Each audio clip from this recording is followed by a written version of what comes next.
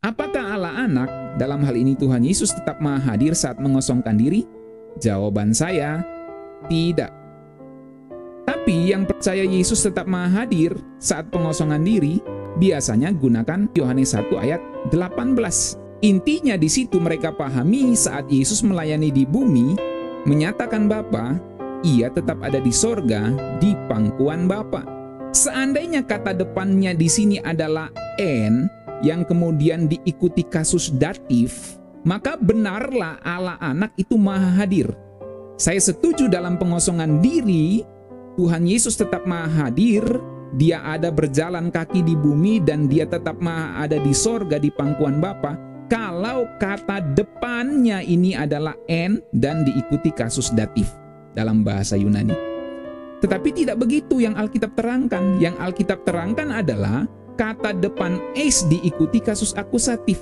Dan dalam gramatikal, dalam tata bahasa Yunani, dalam analisa tata bahasanya ini jelas menunjukkan adanya pergerakan.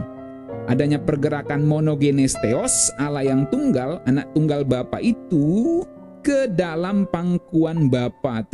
Apa sih arti Allah yang mengosongkan dirinya?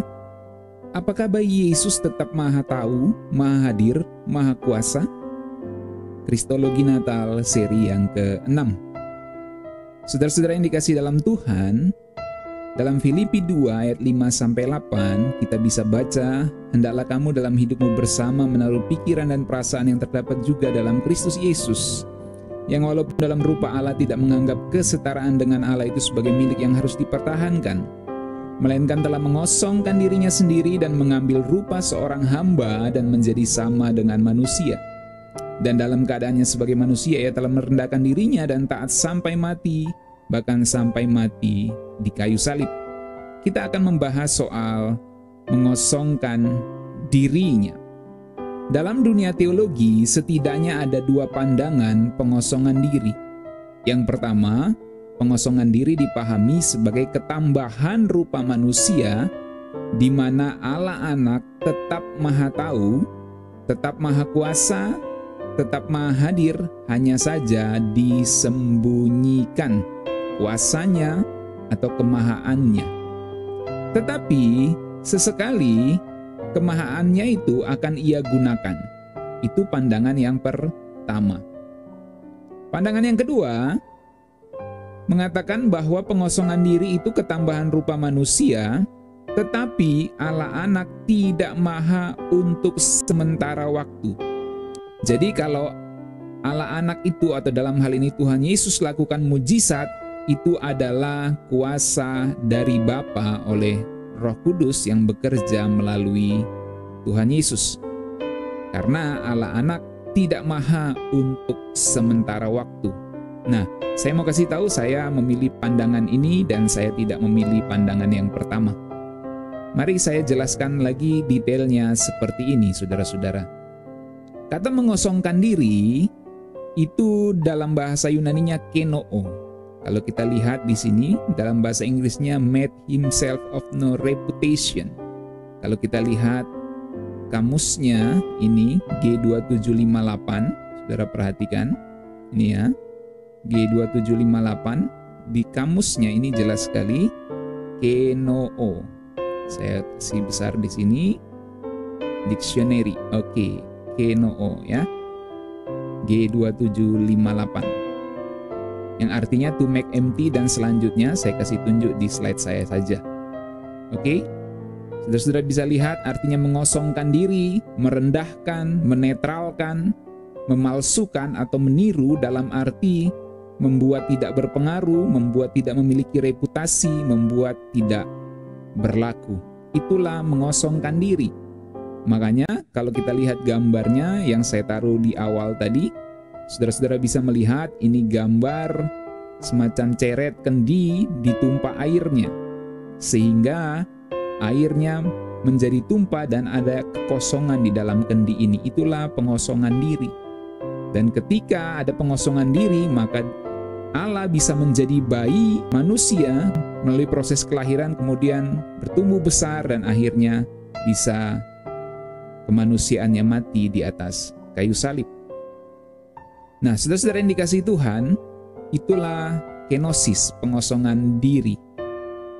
Saya akan jelaskan lagi seperti ini. Pandangan yang percaya ketika pengosongan diri Allah anak tetap maha, mereka meyakini kalau Allah anak tidak maha kuasa, tidak maha tahu, dan tidak maha hadir, berarti Allah anak itu berhenti jadi Allah. Jadi kalau Allah tidak maha kuasa, tidak maha tahu, dan tidak maha hadir, artinya berhenti jadi Allah. Karena apa? Berubah. Kemudian mereka percaya semua sifat Allah tetap ada, nggak hilang, hanya disembunyikan dalam daging, tapi ia tidak menggunakannya. Tetapi menariknya mereka percaya pada saat buat mujizat dan keajaiban lain, maka sifat Allahnya keluar, timbul atau digunakan. Jadi seperti nggak konsisten ya. Karena di sini katanya tidak digunakan, tetapi di sini kemudian sesekali digunakan, sesekali timbul saat buat mujizat. Bahkan kalau saudara perhatikan di sini disebut Allah itu berhenti jadi Allah kalau tidak maha kuasa, tidak maha hadir, tidak maha tahu. Kenapa? Karena Allah berubah. Tetapi kalau Allah ketambahan rupa manusia, itu tidak disebut Allah berubah. Jadi cukup aneh sebenarnya. Nah, saudara-saudara, intinya sifat kealahan tidak digunakan untuk mempermudah hidup Tuhan Yesus di dunia. Jadi, Tuhan Yesus itu saat di dunia dia tetap maha tahu, maha hadir, maha kuasa. Tetapi itu tidak digunakan untuk mempermudah hidupnya di dunia ini. Contohnya disebut di sini ia maha tahu, tapi ia tidak pakai kemahatauannya. Sehingga ada hal yang tidak diketahui, misalnya di Matius 24 ayat 36. Tetapi sesekali kemahatauannya dipakai, misalnya saat tahu hati orang-orang Yahudi. Jadi cukup nggak konsisten sebenarnya pandangan ini ya. Kemudian contoh berikutnya diberikan, ia maha kuasa tapi tidak digunakan. Misalnya tidak digunakan untuk membebaskan dirinya terutama saat penyaliban. Kalau engkau anak Allah turun dari salib, tapi itu tidak digunakan kemahaannya. Nah, tetapi herannya mereka percaya saat buat mujizat dan keajaiban lainnya, anak itu yaitu Tuhan Yesus gunakan kemahakuasaannya. Katanya tadi tidak digunakan, sekarang digunakan. Nah, itu pandangan mereka. Kemudian mereka percaya juga Tuhan Yesus tetap maha hadir. Ia hadir di semua tempat pada waktu yang sama, tapi itu tidak dipakai. Nah, jadi Allah anak bisa maha hadir, tapi itu tidak dipakai saat pengosongan diri. Sehingga ia atau Tuhan Yesus harus jalan untuk pergi ke suatu tempat, padahal dia bisa maha hadir, tapi nggak digunakan. Nah, itu argumentasi mereka. Tetapi anehnya, ya, mereka sering klaim Yesus itu tetap maha hadir, terutama dari Yohanes 1 ayat 18. Nanti saya akan jelaskan soal Yohanes 1 ayat 18. Jadi, yang lucunya mereka percaya pengosongan diri itu Allah anak tetap maha hadir, maha kuasa, maha tahu, terutama maha hadir, tetapi kemahadirannya tidak dipakai, kata mereka. Tetapi anehnya mereka sering klaim Yesus tetap maha hadir, terutama dari Yohanes 1 ayat 18. Jadi apa maha hadirnya digunakan? Atau tidak? Jadi cukup aneh sebenarnya ya secara logika. Nah, saudara-saudara, biasanya mereka punya ilustrasi seperti ini. Gimana sih Allah anak itu tetap maha tapi dia menyembunyikannya? Nah, biasanya mereka pakai ilustrasi orang kaya pura-pura jadi miskin. Tetap kaya hanya disembunyikan gitu. Kemudian presiden nyamar jadi rakyat biasa. Tetap presiden tapi hanya disembunyikan. Jadi mereka pahami Allah anak mengosongkan diri bukan dengan melepaskan, tetapi mengambil rupa manusia. Jadi intinya tetap maha. Sehingga pengosongan diri mereka pahami hanya membuat diri seolah-olah kosong. Padahal nggak kosong, itu konsekuensi logisnya. Hanya saja nggak dipakai. Kalaupun dipakai, sesekali saja. Anehnya, itu yang mereka pahami sebagai perendahan. Nah, saudara-saudara, benarkah Alkitab ajarkan pengosongan diri yang seperti itu? Saya mau katakan tidak. Mari lihat penjelasan saya soal pengosongan diri ini. Saudara-saudara yang saya kasih dalam Tuhan, yang saya pahami, waktu Allah anak mengosongkan diri, ia menjadi tidak maha hadir, tidak maha tahu, dan tidak maha kuasa untuk sementara waktu. Mari kita lihat soal maha kuasanya sekarang. Saya akan buktikan kepada saudara-saudara bahwa Allah anak menjadi tidak maha kuasa untuk sementara waktu. Itu sebabnya dia tidak gunakan sama sekali kekuasaannya, kemahaannya.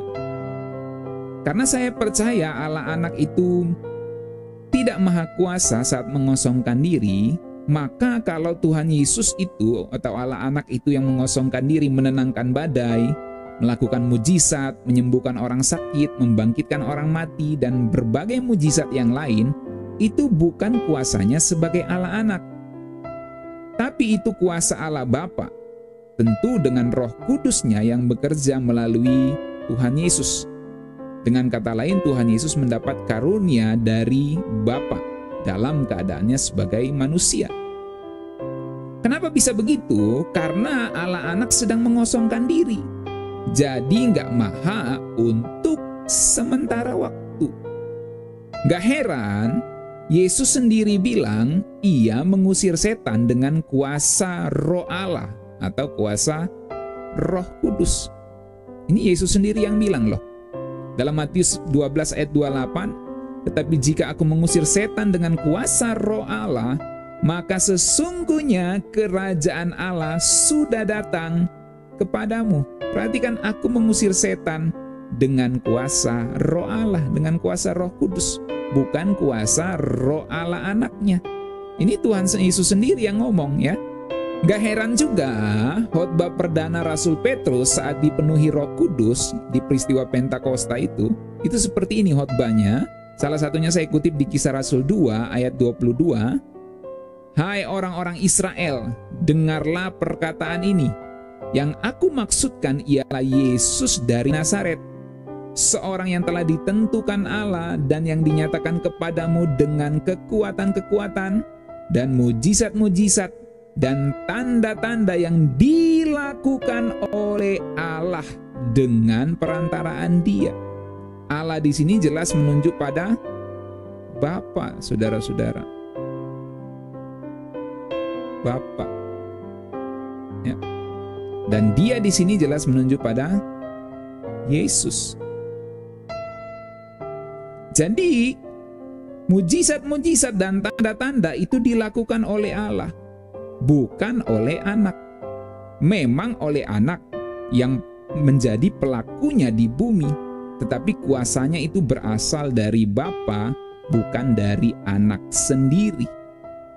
Nah, kenapa? Karena Allah anak sedang mengosongkan diri. Kalau saudara tanya kepada saya, apakah Allah anak punya kuasa? Punya. Tapi dia tidak gunakan karena dia sedang mengosongkan dirinya. Jadi bukan sesekali digunakan gitu. Nggak begitu. Dia tidak menggunakannya karena dia sedang mengosongkan dirinya. Ada kemuliaan, ada kemahaannya yang dia lepaskan. Dalam hal ini maha kuasa. Oke. Maha kuasa sudah clear saya kira. Sekarang kita lihat soal maha tahu. Yang saya pahami Allah anak dalam pengosongan dirinya tidak maha tahu. Dalam Matius 24 ayat 36 dikatakan tetapi tentang hari dan saatnya tidak seorang pun yang tahu. Malaikat-malaikat di sorga tidak dan anak pun tidak. Hanya Bapa sendiri. Jadi anak tidak tahu kedatangannya yang kedua kali kapan. Dan itu tentu dalam pengosongan diri. Kalau saudara tanya, sekarang tahu, saya percaya dia tahu. Ya. Lukas 8 ayat 45, lalu kata Yesus, siapa yang menjamah aku? Jadi ada seorang wanita pendarahan yang menjamah jubah Yesus. Dan Tuhan Yesus bertanya, siapa yang menjamah aku? Jadi Yesus tuh nggak tahu. Dan karena tidak ada yang mengakuinya, berkatalah Petrus, Guru, orang banyak mengerumuninya dan mendesak engkau. Tetapi Yesus berkata, ada seorang yang menjamah aku, sebab aku merasa ada kuasa yang keluar dari diriku. Kelihatan Yesus seperti bingung, dan memang dia di sini tidak tahu siapa yang menjamah jubahnya. Jadi kelihatan jelas Yesus tidak maha tahu di sini. Karena apa? Sedang mengosongkan diri. tapi dia ada kuasa. Nah, kuasanya itu bukan dari kuasa roh Allah anaknya, tapi kuasa dari Bapa yang keluar dari dalam dirinya. Begitu saudara-saudara. Tetapi kita tidak bisa menyangkali ada juga ayat-ayat yang mengatakan Yesus mengetahui hati manusia. Yohanes 2 ayat 24 misalnya sampai 25. Tetapi Yesus sendiri tidak mempercayakan dirinya kepada mereka karena ia mengenal mereka semua. Dan karena tidak perlu seorang pun memberi kesaksian kepadanya tentang manusia, sebab ia tahu apa yang ada di dalam hati manusia. Apakah ini berarti Tuhan Yesus Maha tahu karena ia tahu apa ada dalam hati manusia? Apakah dia berarti menggunakan kemahatauan dari roh Allah anaknya yang mengosongkan diri yang kemudian dipahami sesekali jadi menggunakan kemahaannya? Menurut saya tidak seperti itu. Jadi memang ada dua cara memahami ini dalam pengosongan diri, saudara ya. Ada yang percaya ia tetap Maha tahu tapi disembunyikan namun sesekali digunakan. Ya, terutama di sini. Teman-teman teolog kebanyakan percaya itu. Tapi saya tidak pahami seperti itu, saudara. Yang saya pahami bahwa Allah anak dalam hal ini Tuhan Yesus tidak Maha tahu karena sedang mengosongkan diri. Tapi kalau ia tahu itu berarti karunia yang diberikan selama pengosongan diri. Bukan kuasa Allah anaknya. Itu karunia Bapa yang diberikan kepadanya selama pengosongan diri. Untuk menunjukkan bahwa dia benar utusan dari Bapa. Itu soal Maha taunya. Ya. Jadi saya percaya Allah anak tidak Maha tahu waktu pengosongan diri. Lalu soal Maha hadir. Nah, ini yang agak ribet saya jelasin, saudara ya. Tapi perhatikan, ini menarik sekali. Apakah Allah anak, dalam hal ini Tuhan Yesus tetap Maha hadir saat mengosongkan diri? Jawaban saya, tidak. Tapi yang percaya Yesus tetap Maha hadir saat pengosongan diri, anak tetap Maha hadir saat pengosongan diri, biasanya gunakan ayat ini, saudara, yaitu Yohanes 1 ayat 18. Intinya di situ mereka pahami saat Yesus melayani di bumi, menyatakan Bapa, ia tetap ada di sorga, di pangkuan Bapa. Nah, kalau kita baca Yohanes 1 ayat 18, seperti ini dia. Tidak seorang pun yang pernah melihat Allah, tetapi anak tunggal Allah yang ada di pangkuan Bapa, dialah yang menyatakannya. Nah, perhatikan ya. Anak tunggal Allah yang ada di pangkuan Bapa. Ada di sini ditulis dalam tense present. Itu menjadi dasar bahwa Allah anak tetap Maha hadir, tetap Maha tahu saat pengosongan dirinya. Jadi intinya mereka pahami saat Yesus melayani di bumi menyatakan Bapa, ia tetap ada di sorga di pangkuan Bapa. Argumentasinya itu dari tense present pada kata hoon. Jadi mereka itu pahami begini, saudara ya. Saya bukakan di PC Bible Study Yohanes 1 ayat 18.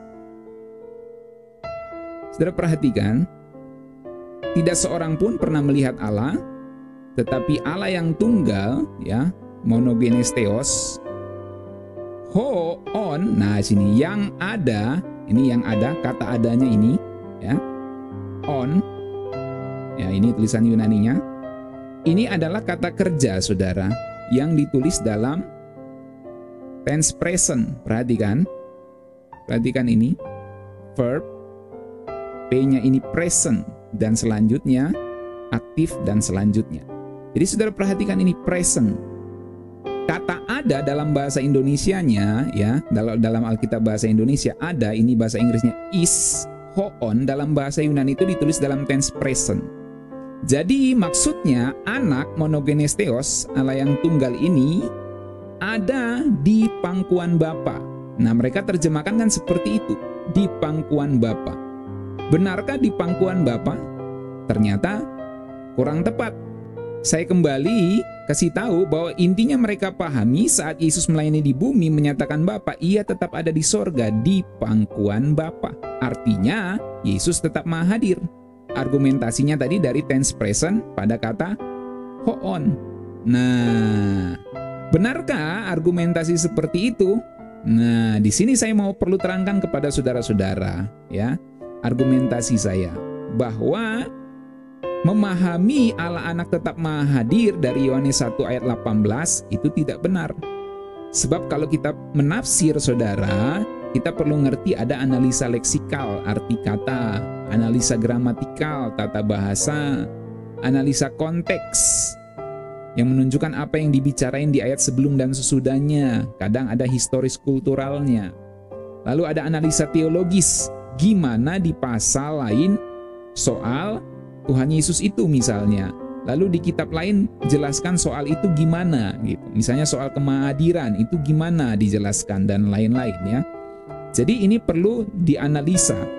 Jadi argumentasi saya, teman-teman teolog yang mengatakan bahwa dalam pengosongan diri Allah anak tetap maha hadir dan menggunakan Yohanes 1 ayat 18 dengan present tense hoon itu sebagai dasarnya, ya, yang ini menurut saya mereka lupa ada kata depan eis yang diikuti kasus akusatif serta tense aorist pada eksege 1.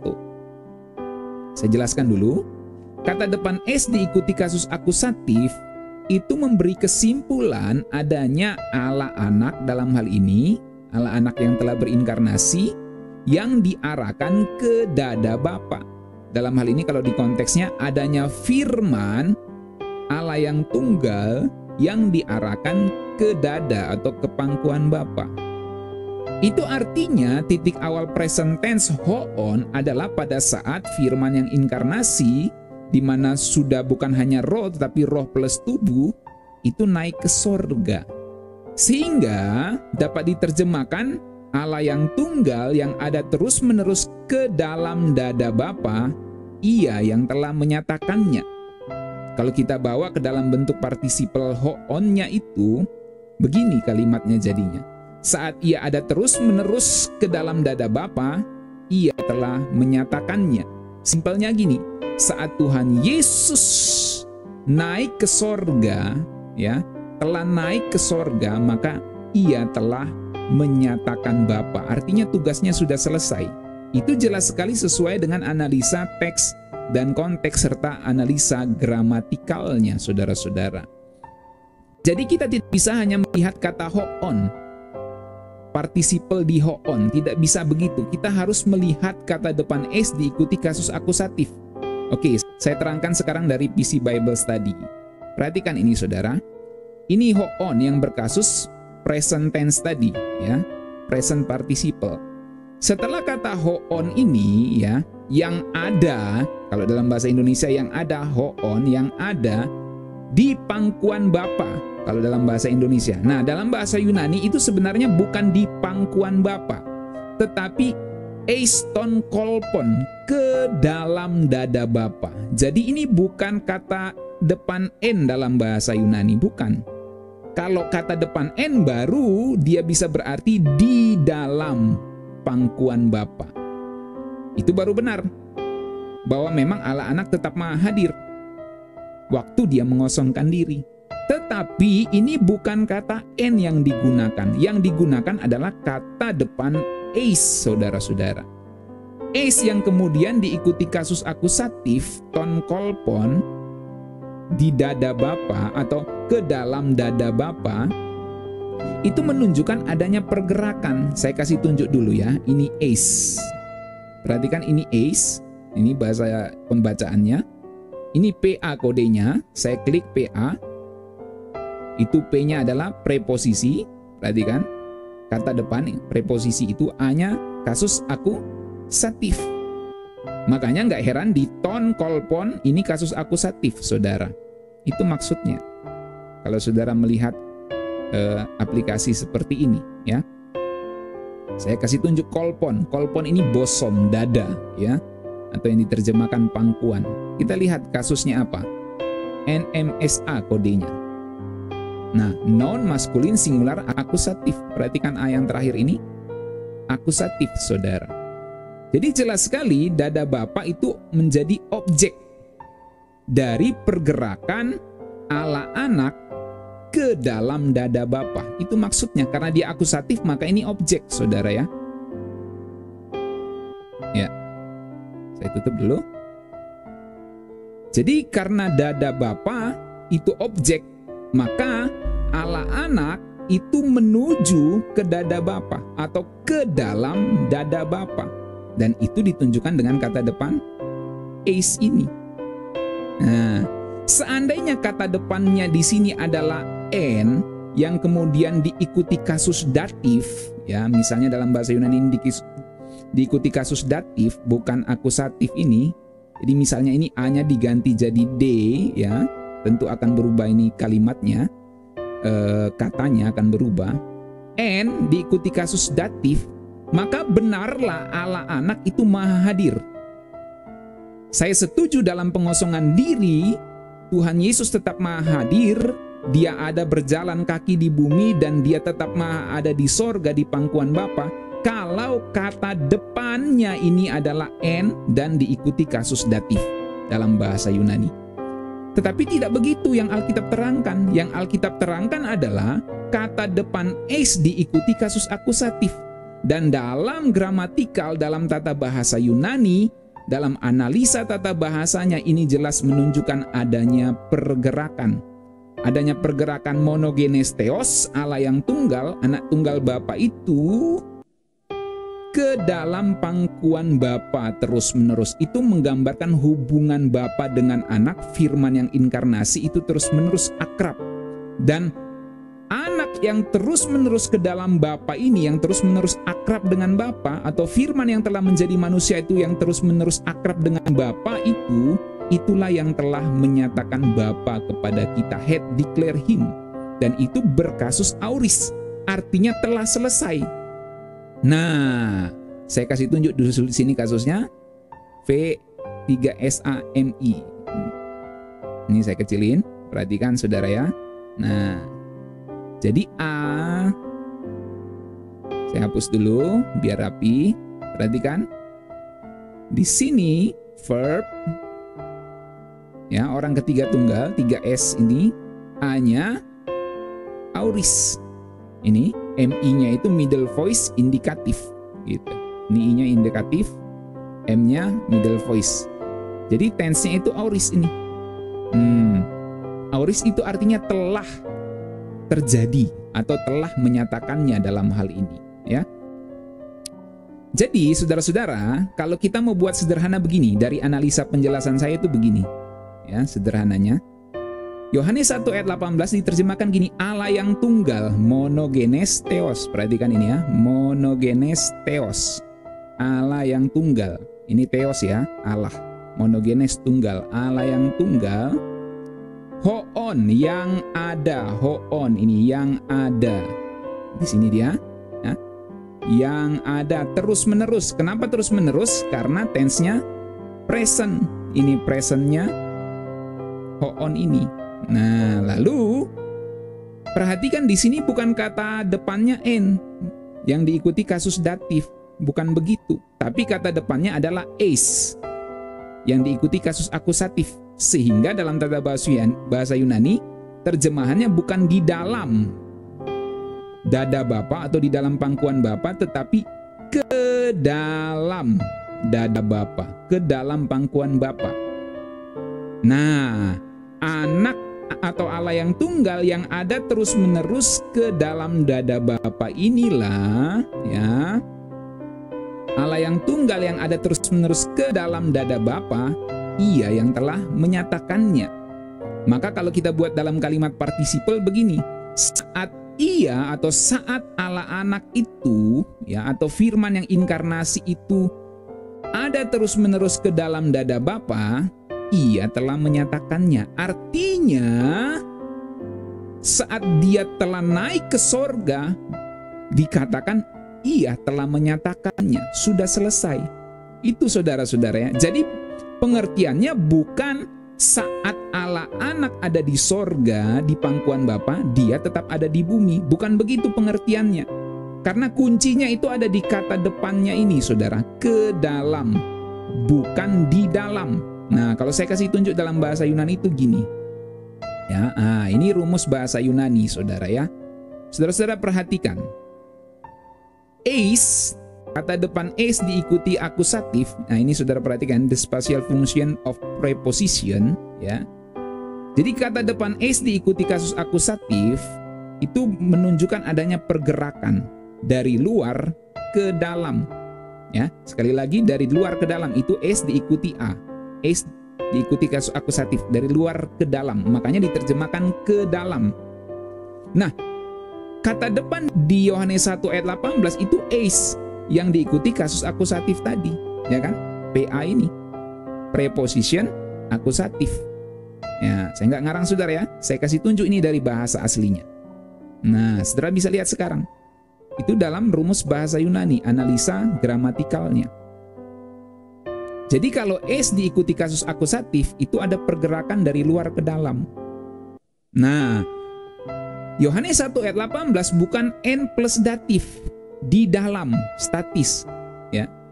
Tidak seorang pun pernah melihat Allah, tetapi anak tunggal Allah yang ada di pangkuan Bapa, dialah yang telah menyatakannya. Artinya yang ada di dalam ini, kalau n plus datif, yang ada di dalam pangkuan Bapa, dia telah menyatakannya. Jadi dia ada terus-menerus, n plus datif, terus-menerus di dalam dada Bapa, tapi secara bersamaan dia hadir di bumi menyatakan Bapa. Nah, itu baru benar. Kalau Allah anak mengosongkan diri, dia tetap maha hadir. Saya juga percaya.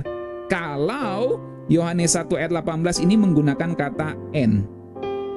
Kata depannya n diikuti kasus datif untuk kolponnya. Tetapi ternyata tidak begitu analisa bahasa Yunaninya, saudara. Jelas sekali itu kata depan is.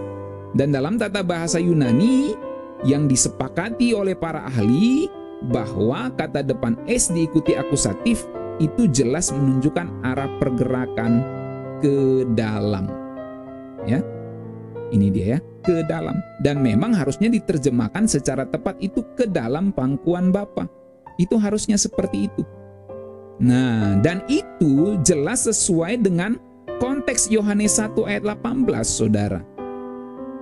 Jadi kalau saudara baca Yohanes 1 ayat 18, dalam ayat 1 ya, sini, Yohanes 1 ayat 1 mulai, pada mulanya adalah firman. Firman itu bersama-sama dengan Allah, firman itu adalah Allah.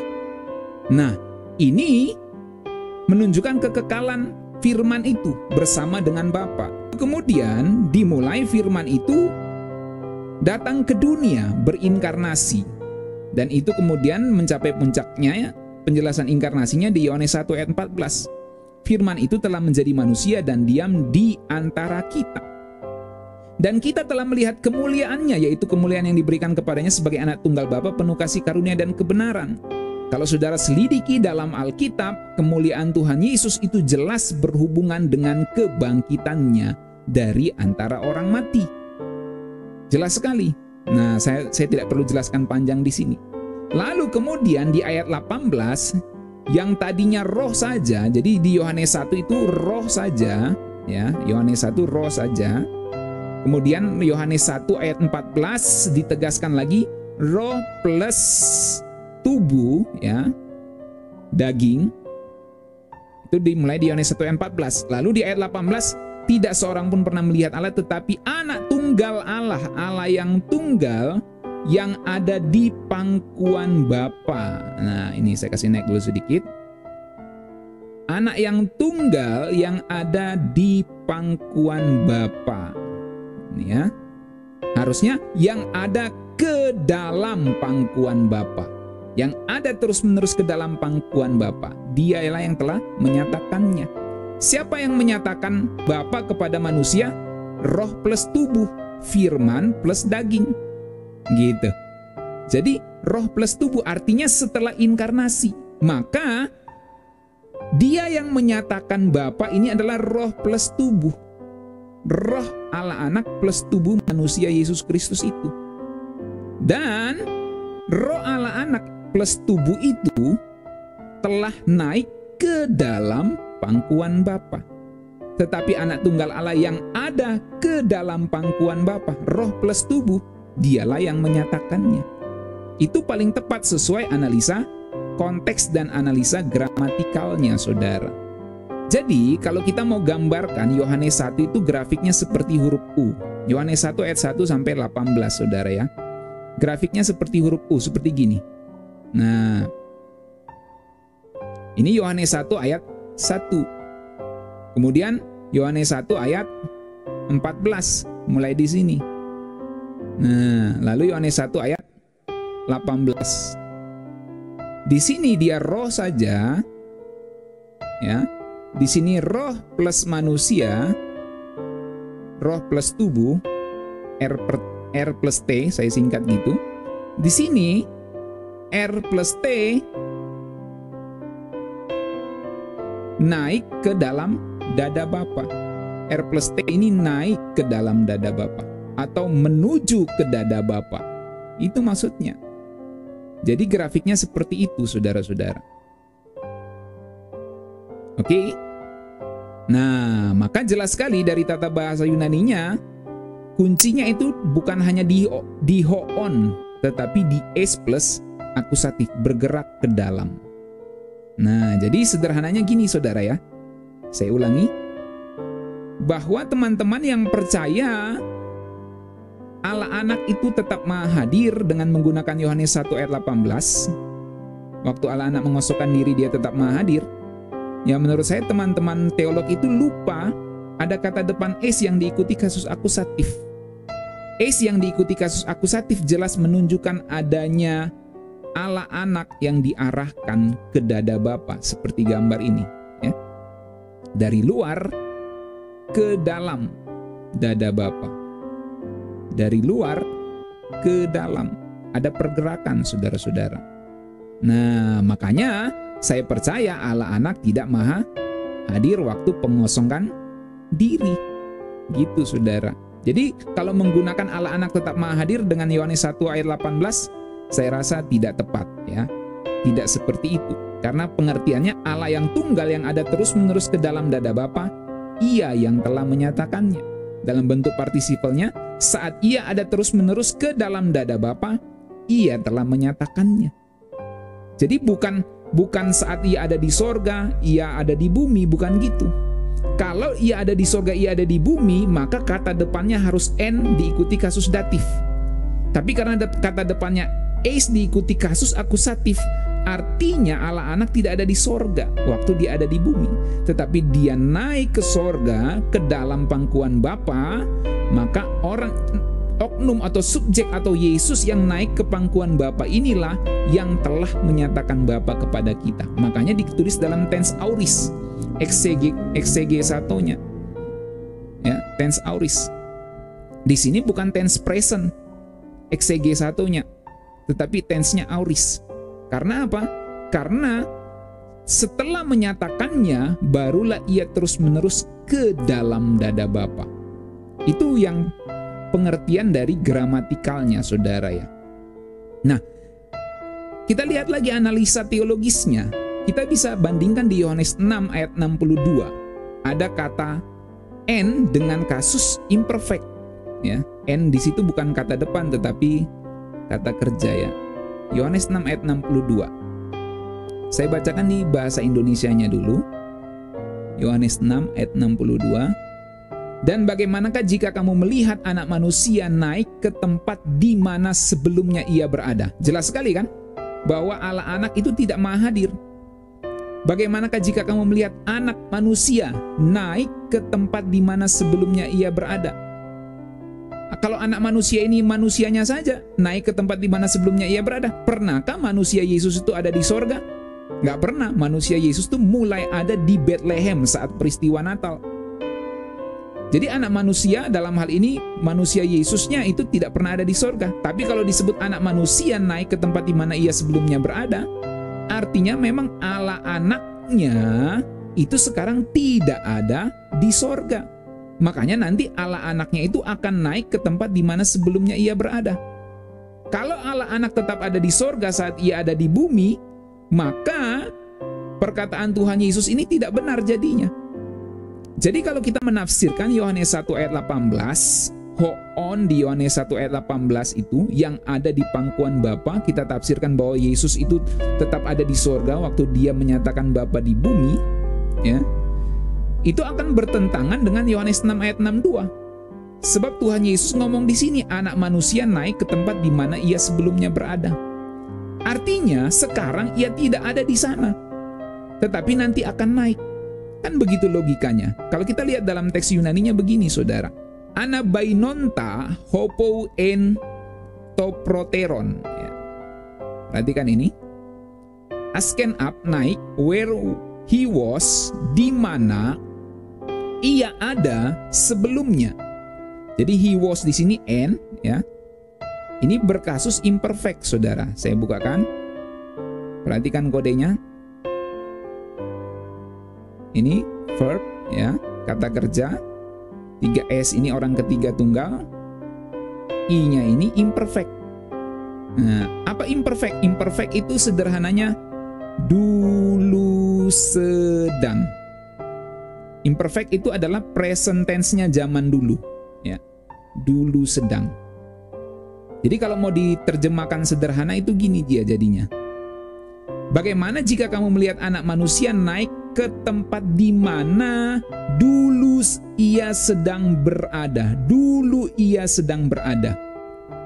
Jadi sekarang dia tidak berada di sana, tapi dulu ia sedang berada di sana. Tapi sekarang tidak, sekarang dia ada di bumi. Nah, jadi memang jelas sekali Allah anak itu tidak maha hadir untuk sementara waktu. Waktu ia ada di bumi, saudara. Dia nggak maha hadir karena dia sedang mengosongkan diri. Nah, cukup panjang saya jelaskan di sini, saudara ya. Tapi itu sangat jelas sekali. Semoga membantu saudara-saudara.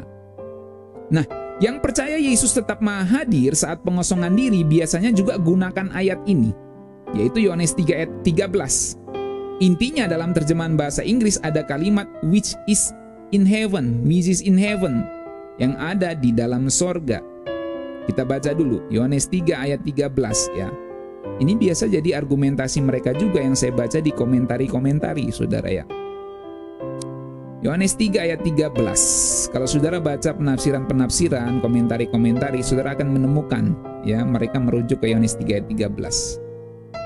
Tidak ada seorang pun yang telah naik ke sorga selain daripada Dia yang telah turun dari sorga, yaitu Anak Manusia. Nah, ini kan dalam bahasa Indonesianya nggak jelas. Kalau dalam bahasa Inggris itu ada seperti ini, saudara ya. King James Version misalnya. Nah, and no man had ascended up to heaven, but he that come down from heaven, even the Son of Man, which is in heaven. Nah ini, which is in heaven-nya ini yang nggak ada di bahasa Indonesia. Anak manusia yang adalah di dalam sorga, which is in heaven. Nah, apakah benar which is in heaven ini ada dalam teks aslinya? Nah, saya mau kasih tunjuk. Di PC Bible Study itu jelas ya. Kalau kita buka Yohanes 3 ayat 13 di PC Bible Study, saudara perhatikan di sini. Di sini ada tulisan which is in heaven memang, yang ada di sorga. Tetapi di sini dikasih kode 994 kali. Kalau saudara klik 994 kali, ya, dia akan muncul di sini keterangannya. Nah, 99 ini adalah inserted word, ya, atau kata yang dimaksudkan. This word was added by the translator for better readability in the English, ya. Jadi kata ini ditambahkan oleh penerjemah untuk supaya bisa dibaca dengan lebih baik, ya. Ini there is no actual word in the Greek text. Jadi ini tidak ada di dalam teks aslinya. Jadi jelas sekali, ini kata ini tidak ada di dalam teks Yunaninya. Kata which is in heaven itu hanya ditambahkan. Nah, jadi ini tidak ada di dalam original teksnya. Itu jelas sekali, ya. Itu jelas sekali. Ini bukan saya yang ngomong, ini PC Bible Study yang ngomong, bukan saya. Nah, jadi saudara-saudara perlu tahu, bagi yang pertama dengar, ada orang yang memahami bahwa memakai Yohanes 3 ayat 13 dalam bahasa Inggris ini untuk menunjukkan bahwa Allah anak itu tetap ada di sorga waktu dia ada di bumi. Nah, tetapi saya mau katakan bahwa dalam teks aslinya which is in heaven itu tidak ada. Dan saya sudah kasih tunjuk di PC Bible Study tadi ya. Oke. Jadi jelas sekali argumentasi saya, kalimat itu nggak ada di teks aslinya. Oke. Maka jelas sekali Allah anak itu tidak maha hadir waktu dia sedang mengosongkan diri.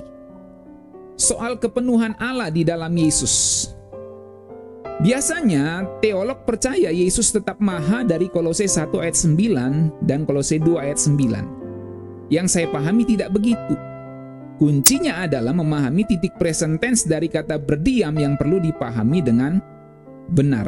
Nah, mari kita lihat Kolose 2 ayat 9 saja langsung ya. Kolose 2 ayat 9. Ini saya kasih tunjuk kepada saudara hal-hal penting untuk mengerti kristologi dengan benar. Kolose 2 ayat 9, saudara perhatikan. Saya hapus ini. Perhatikan ya. Sebab di dalam dialah berdiam secara jasmania seluruh kepenuhan kealahan. Perhatikan, berdiam secara jasmania seluruh kepenuhan kealahan.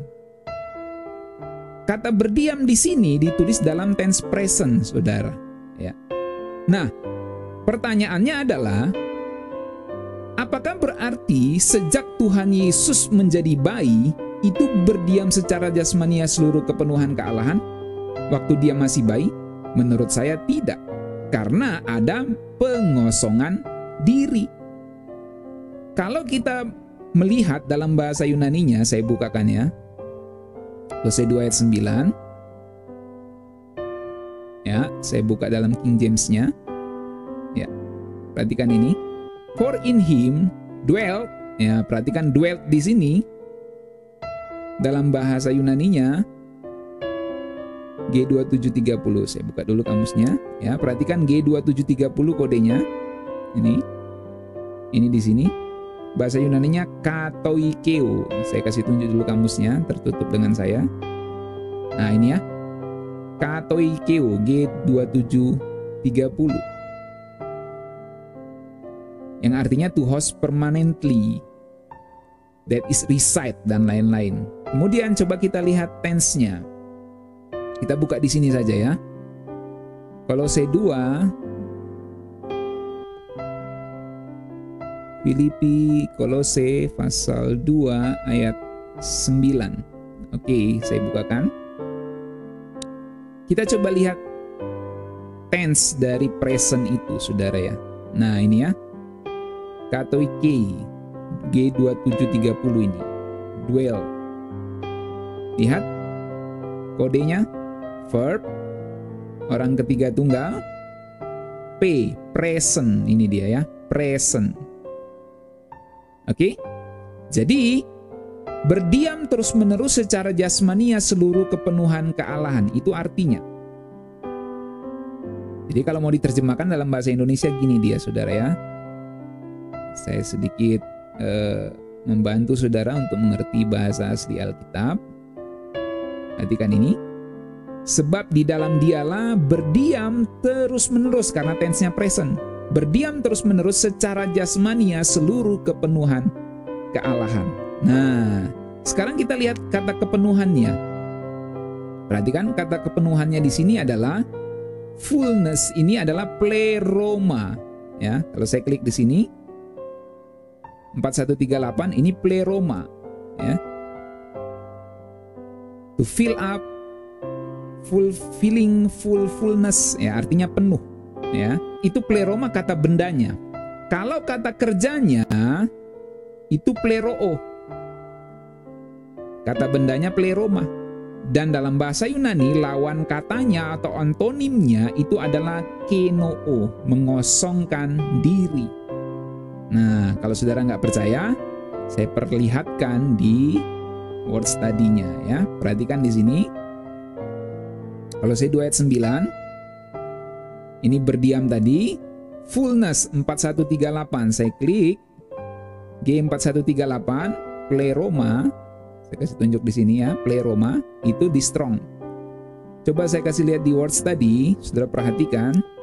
Nah, saudara perhatikan ya, ini pleroma. Itu kata bendanya pleroma, kata kerjanya adalah pleroo. Pleroo, ya.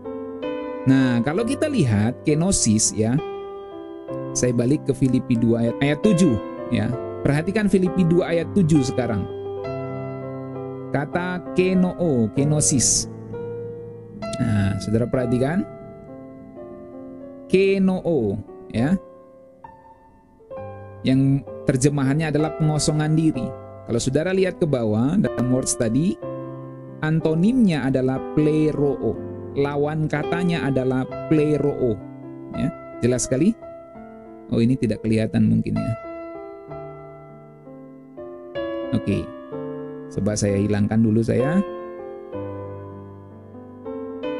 Ya. Nah, saudara perhatikan ini.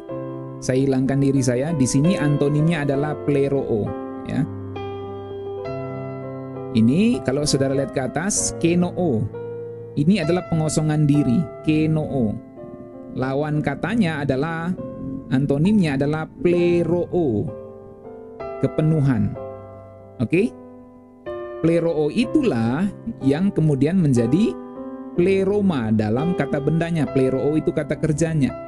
Itulah yang ada di Kolose pasal 2. Saya munculkan diri saya lagi dulu. Ya. Di Kolose pasal 2 ayat 9 tadi ya. Nah, ini ya. Yang dalam bahasa Indonesianya, di dalam dialah berdiam secara jasmania seluruh kepenuhan. Nah, kepenuhannya itu bahasa Yunaninya, bahasa Inggrisnya fullness, bahasa Yunaninya pleroma. Ini ya. Pleroma. Pleroo kata kerjanya. Dan pleroo ini adalah lawan katanya adalah kenoo, pengosongan. Seperti di bahasa Indonesia, pleroo itu memenuhi, kenoo itu mengosongkan diri. Sama seperti kalau saudara punya segelas air, ini lawan dari segelas air adalah segelas yang kosong. Nah, jadi kalau Alkitab katakan di dalam dialah berdiam secara jasmania seluruh kepenuhan kealahan, pertanyaan kita titiknya dimulai dari mana? Nah, itu dia pertanyaannya, saudara. Ya, kalau saudara lihat di sini, saya ambil Bible-nya lagi. Nah, sebab di dalam dialah berdiam secara jasmania seluruh kepenuhan kealahan. Kapan mulai berdiam seluruh kepenuhan kealahan? Apakah sejak bayi Tuhan Yesus atau setelah kebangkitannya dari antara orang mati? Nah, kalau kita lihat konteksnya, saudara ya, kepenuhan kealahan pada diri Yesus itu jelas terjadi setelah kebangkitannya dari antara orang mati. Konteks Kolose jelas bicara dengan landasan kematian dan kebangkitan Kristus. Kalau saudara baca itu jelas sekali konteksnya. Ini soal kebangkitan Kristus. Perhatikan ini, ya. Setelah berdiam secara jasmani seluruh kepenuhan kealahan, disambung di sini, ya. Karena dia kamu dikuburkan dalam baptisan dan di dalam dia kamu turut dibangkitkan juga oleh kepercayaanmu kepada kerja kuasa Allah. Dan selanjutnya ini bicara soal kematian dan kebangkitan Kristus, saudara. Kalau saudara perhatikan konteksnya Kolose itu. Bahkan kalau Kolose 1 ayat 19 ya, yang bicara ini, karena seluruh kepenuhan pleroma Allah berkenan diam di dalam dia. Sejak kapan? Apakah saat bayi atau saat setelah kebangkitannya dari antara orang mati? Kalau saudara lihat konteksnya, itu jelas sekali setelah kebangkitannya dari antara orang mati. Nah, perhatikan. Dan oleh dialah ia memperdamaikan segala sesuatu dengan dirinya, baik yang ada di bumi maupun yang ada di sorga, sesudah ia mengadakan pendamaian oleh darah salib Kristus. Itu bicara kematian dan kebangkitan.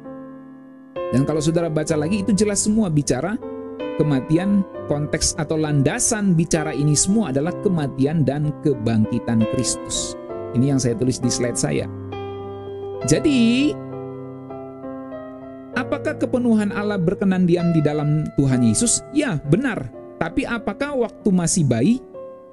Tidak. kepenuhan kealahan berdiam di dalam diri Yesus itu sejak kebangkitannya dari antara orang mati. Itulah jawaban dari doa Tuhan Yesus, permuliakanlah aku padamu dengan kemuliaan yang kumiliki di hadiratmu sebelum dunia ada, dari Yohanes 17 ayat 5. Dan itulah bentuk lain dari perkataan Tuhan Yesus di Matius 28 ayat 18, kepadaku telah diberikan segala kuasa di sorga dan di bumi.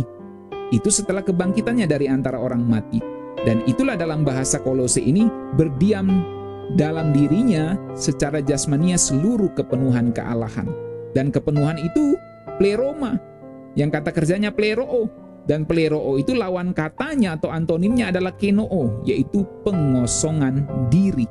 Jadi jelas kalau kita gambarkan dalam grafik seperti ini saudara ya. Waktu di Bethlehem, ini saya gambar rumah, ini kandang saudara ya. Ini kenoo, pengosongan diri. Waktu salib ya, ini masih mengosongkan diri. Tapi setelah bangkit dari kematian, bangkit dari kubur, maka disinilah seluruh kepenuhan Allah. Ini pleroma, saya kode P, pleroma, pleroo, kepenuhan. Di sini adalah kenosiska. Jadi dalam masa bayi sampai salib dan dikubur, itu pengosongan diri. Tapi setelah kebangkitan, itu kepenuhan kealahan berkenan diam di dalam dia. Itu yang benar saudara. Jadi saudara-saudara, jelas waktu Allah anak mengosongkan diri, ia menjadi tidak maha hadir, tidak maha tahu, dan tidak maha kuasa untuk sementara waktu. Apakah berhenti jadi Allah? Tidak. Apakah Tritunggal bubar? Tidak. Apakah Yesus tetap Allah? Ya, karena rohnya tetaplah roh Allah anak yang mengosongkan diri. Kalau saudara tanya, bagaimana mungkin Allah bisa kosongkan dirinya dan ia tetap Allah? Bisa saja. Sebab saudara perlu ngerti bahwa pribadi anak beda dengan pribadi Bapa. Pribadi anak itu unik. Dia monogenes theos, Allah yang tunggal yang unik di jenisnya. Monogenes itu berasal dari monos dan genos. Monos itu the only one, satu-satunya. Genos itu kind, class. Jadi monogenes itu the only one of a class or kind. Satu-satunya di kelasnya atau di jenisnya. Itulah Tuhan Yesus. Dari Bapa, Anak, dan Roh Kudus, Tuhan Yesus ini unik di jenisnya. Bapa Allah, Anak Allah, Roh Kudus Allah. Tapi Yesus ini unik di jenisnya. Sama jenisnya, sama hakikatnya, tapi ini unik.